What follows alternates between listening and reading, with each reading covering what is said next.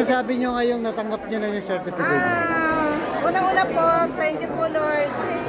Napakasaya pong araw na to. At thank you po kay Yorme dahil binigyan niya rin po kami ng pondo. Yeah. At saka hindi lahat nabibigyan ng pagkakataon po, no? Binalad lang po kami. Thank you po. So ngayon, ma'am, Hanggang pasasalamat po. yun, so ngayon panatag na po kayo na may basa rin, ma'am. Alright, salamat po sa Diyos. Apo. Ma'am, Po kay Mayor, yung ano, at sa muso, lalo na po Panginoong Jesus natin. Malaking bagay po sa amin to. Napakalaking bagay po para sa amin ito. Maraming salamat po. sa panatag na kayo ngayon, ma'am, na may sarili na talaga kayong Yes, wala bahay. na kami ng anak ko. Malaking blessing po talaga to. Wala na kami nagdaan ng problema. Thank you, Lord.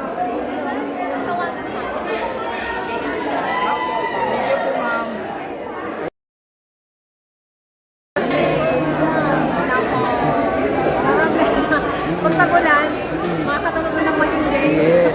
At tatanawin mo na lang kami sa baba, no? Pati mga anak ko. Sosyal, may mga pabilog-bilog So, pa how tayo about sa may adjustment? function room. Yung umuwi Yung ngayon. function ganda. Ngayon. Kasi umuwi kami Ito po yung sa function kami room. sa- Okay. Function na hall. Siyempre, ano na rin kasi yun eh, yung Ganda, transparent. Yung malaki po, no? Yung Medyo function. Function Pati room. ko lang bumabahal Ganda. na. So, nakabantay kami. Diba? Dati, 24/7 yung nakabantay kami.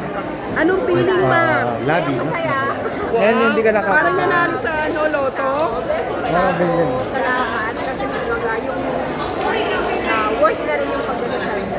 Ma'am, nung nalam, Tapos anin po na elevator. Blessing talaga. As I said, actually survivor din ako. Dito tayo sa may...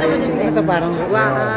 ma'am, ito Podium lang to. nung nalaman mo na isa ka sa beneficiaryo kagabi, Ang taas po, no? Hindi. Excited. So, kita dito yung mga building. Excited na rin yung mga anak. Kanino mo unang naikwento? Sa mga anak ko. Anong reaction ng mga anak mo? Gusto mo lang pumunta. Sabi ko wala akong susi. Okay. Hindi lang makita. So, from now, ngayon ma'am, naikukwento mo na, pwede na kayo sa Monday. Makashot ko na. Wow, galing! Send ko na rin. At ngayon, ma'am, panatag na kayo ngayon sa yung kalaban. So, thank you very much. So, naniniwala kayo na si Yorme po ay ginamit ng Panginoon para magkaroon ng ganitong proyekto. Siya yung naging siya yung tulay. Kumbaga, So, ilang taon na kayo nangungupahan, ma'am? actually, starting 2018. Message na lang po dun sa mga kababayan din natin, batang Manileño na kagaya po natin na nangungupahan.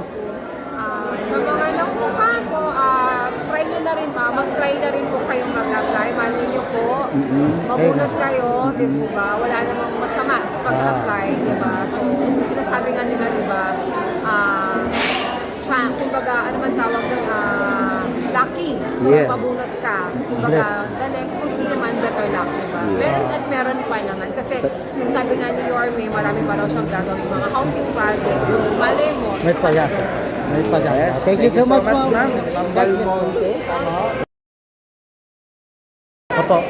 Ma'am, Po kay Mayor, yung ano, at sa muso, lalo na po Panginoong Jesus natin. Malaking bagay po sa amin to. Napakalaking bagay po para sa amin ito.